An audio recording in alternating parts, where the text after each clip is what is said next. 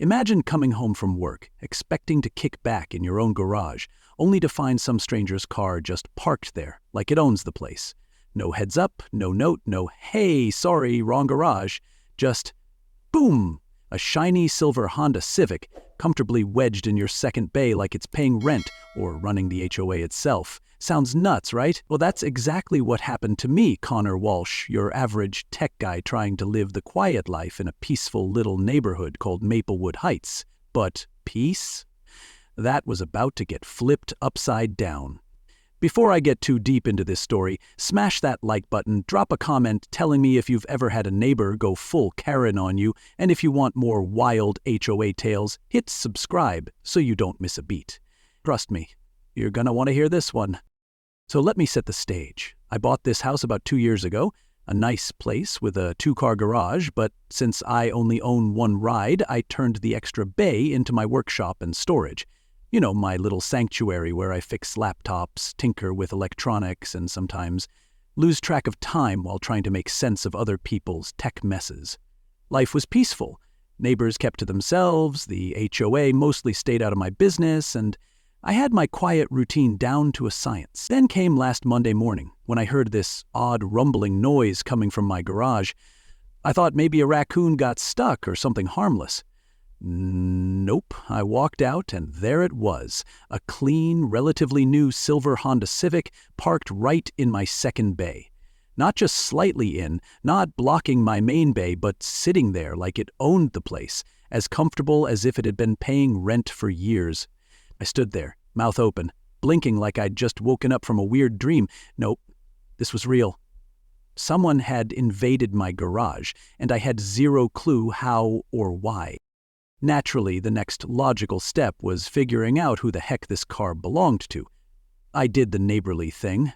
I walked across the street and looked up and down the block trying to spot the owner.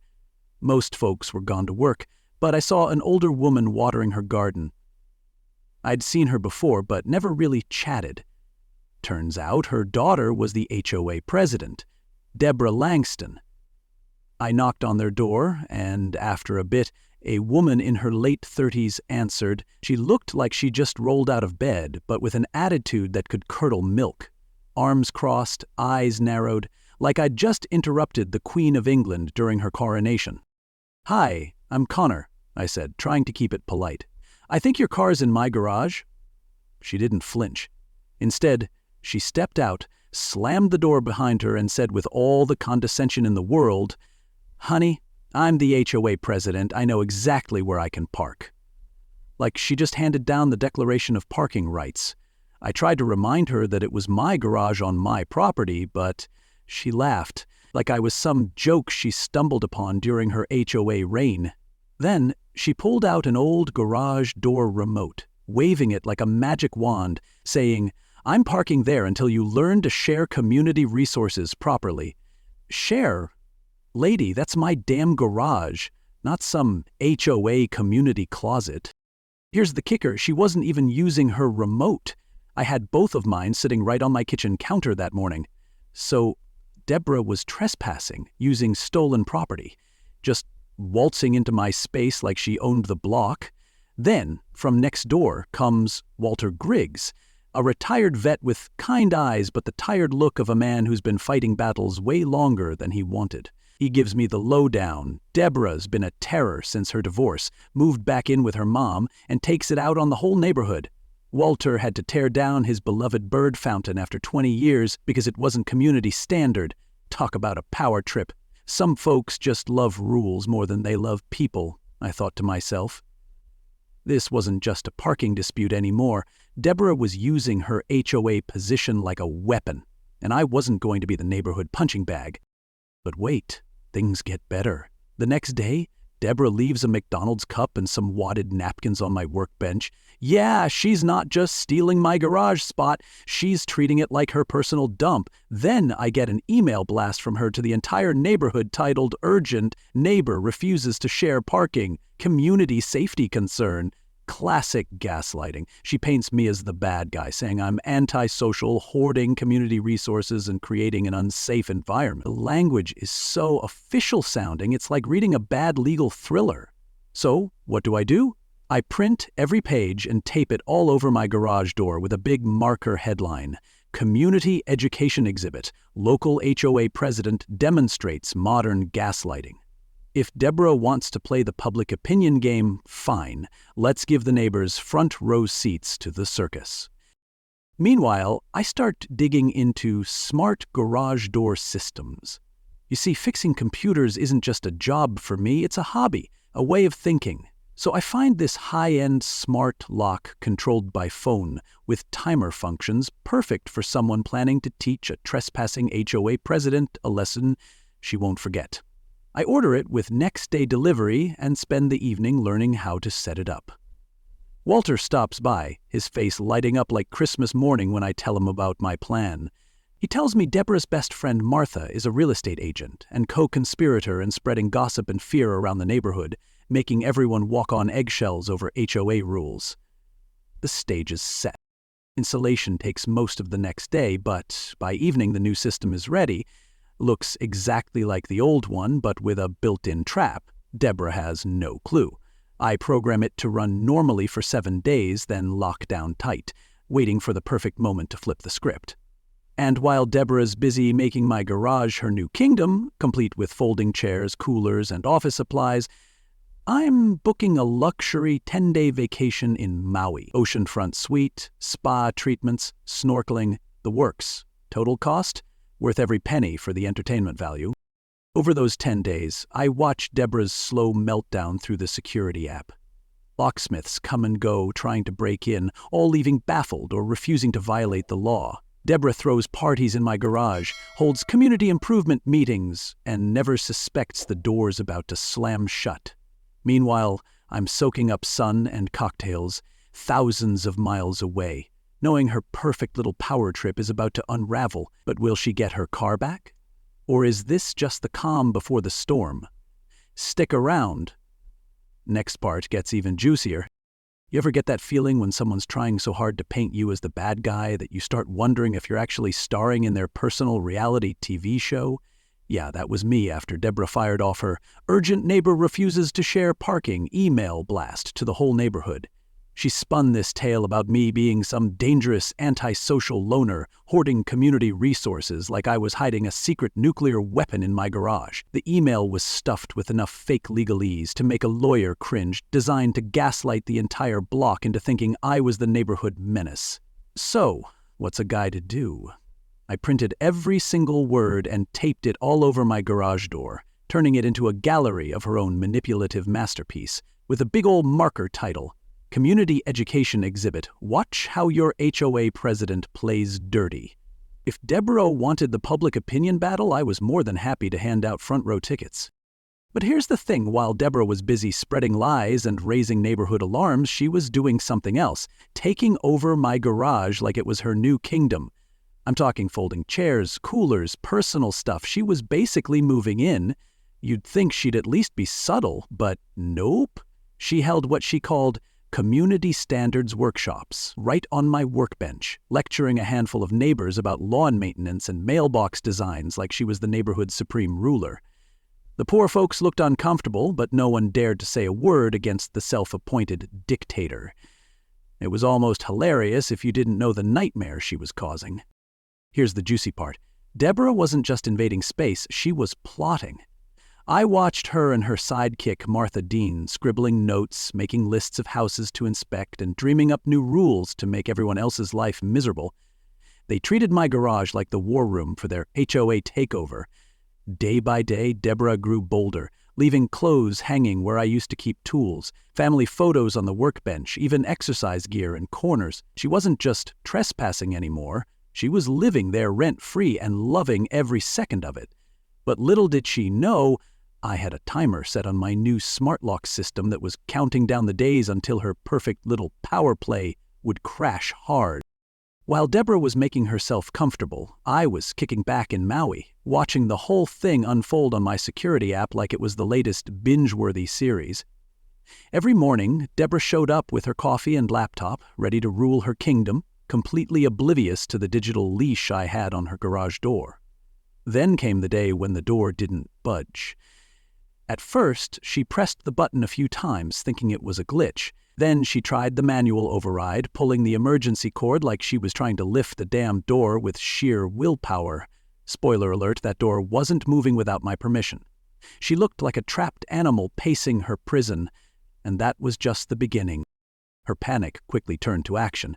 She called Martha, who screeched into my driveway like she was answering an emergency call.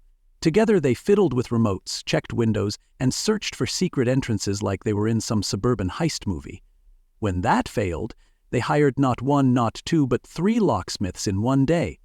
All 3 locksmiths left shaking their heads or refusing to break in without my permission. Deborah even shelled out premium rates for these emergency calls, throwing money at a problem that no cash could solve. Meanwhile, I lounged by the pool, occasionally checking my phone to witness her mounting desperation and complete unraveling. That evening, as I enjoyed a sunset dinner cruise, I couldn't help but grin at the mental image of Deborah, locked out and clueless, pacing her driveway, wondering what mysterious force had shut her down. It was like watching karma unfold in slow motion. But just when I thought the story couldn't get any better, a text popped up reminding me that I still had 3 days left of vacation and plenty more surprises in store for our HOA queen. So here's a question for you. Ever dealt with a neighbor who thinks they own the block and everyone else is just living in their world? Drop your story in the comments. Hit that like button if you're loving this saga so far, and don't forget to subscribe, because the next part is where the real showdown begins, and trust me, you'll want front row seats. So there I was, back home from my Hawaiian vacation, fresh tan and all, ready to see how my little garage experiment had played out. Let me tell you, watching Deborah treat my garage like it was her new kingdom was the kind of entertainment you can't buy. Even Netflix couldn't top this. For 6 whole days, she strutted in with her coffee, laptop, and that smug look like she was the CEO of Maplewood Heights. She threw what she called community standards workshops right on my workbench, while Martha Dean took pictures like paparazzi at a movie premiere. They were so deep into their little operation, nobody else dared challenge the queen. The unexpected twist? She even brought in a mini fridge and some family photos, basically moving in like she'd found a second home. Who knew a garage could double as an HOA command center? Then came day 7, the day my smart lock finally flipped the script. At exactly 9 a.m. when Deborah showed up with her usual swagger, she pressed the garage button and nothing, nada. At first, she tried like it was a glitch, tapping the remote and fiddling with the manual override cord, but that door wasn't budging. The irony? She looked like she'd just hit a brick wall, confused, frustrated, and completely locked out of her self-declared kingdom. She called Martha, who screeched into my driveway like it was an emergency, both waving remotes and pounding on windows, desperately trying to figure out what went wrong with their perfect setup. The twist? None of their keys worked. The lock was tighter than Fort Knox, and the clock was ticking. But Deborah didn't give up.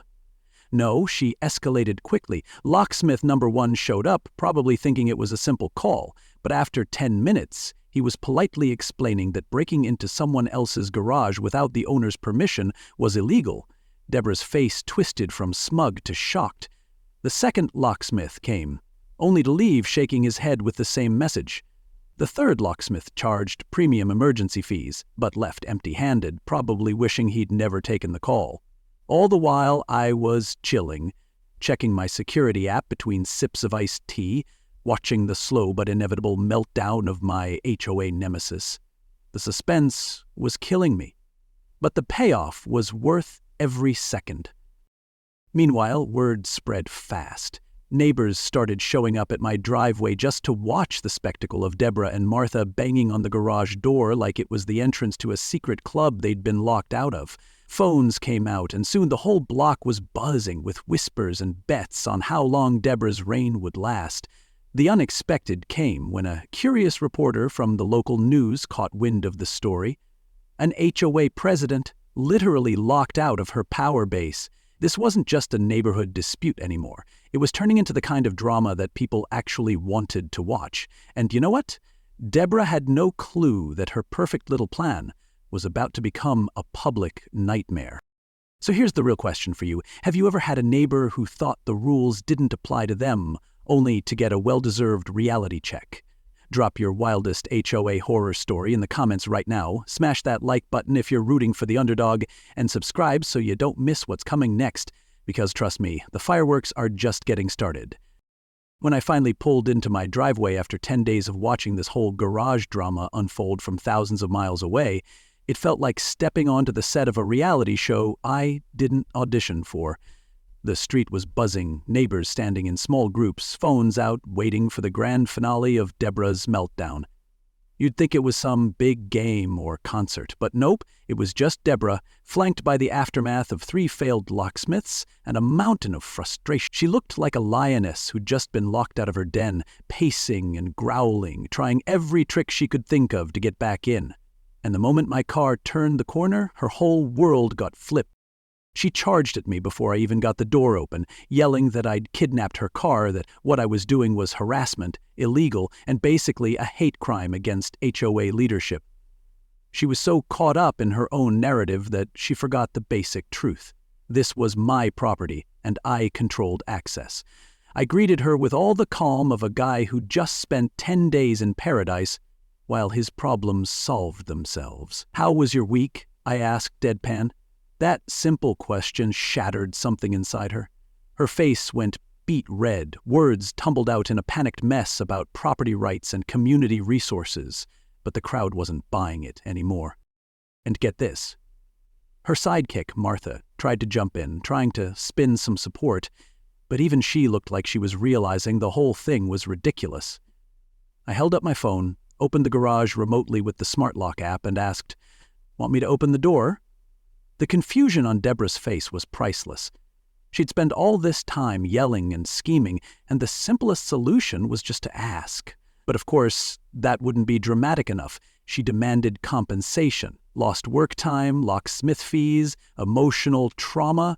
The crowd was growing, phones recording, neighbors whispering, sensing the end of an era. I didn't argue. Instead, I connected my phone to the big outdoor TV we'd set up for movie nights and played back every moment of Deborah's takeover. The stolen remote, the trash she left behind, the garage party, the workshops, her own admissions about community property. You could hear gasps from the crowd as the truth sank in.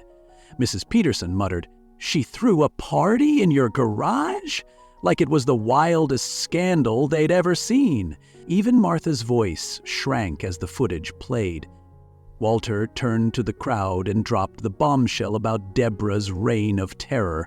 Stories poured out. Fines for crooked parking, rejected fences, garden gnomes confiscated. It was the floodgate moment.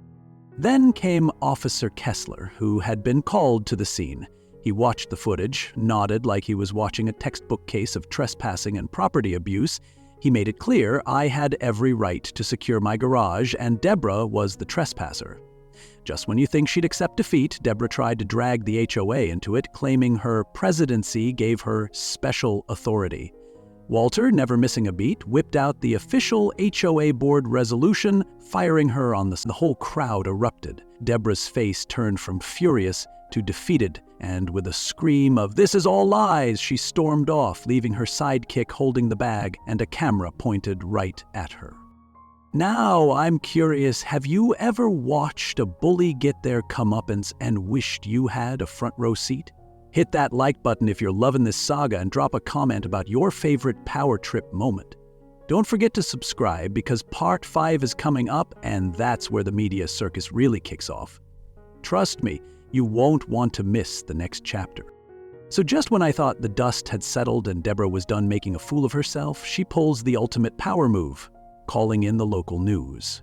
Yup, she wanted to spin her version of the story, painting herself as the victim of some high-tech cyberbullying nightmare. The Channel 7 news crew showed up, cameras and all, ready for their primetime scoop on the dangerous HOA hacker. I wasn't about to let her control the narrative.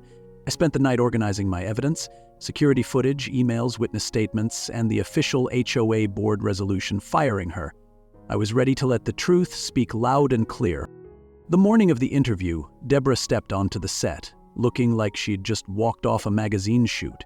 Perfect hair, makeup, and that fake professional outfit that screamed, "I'm innocent, trust me."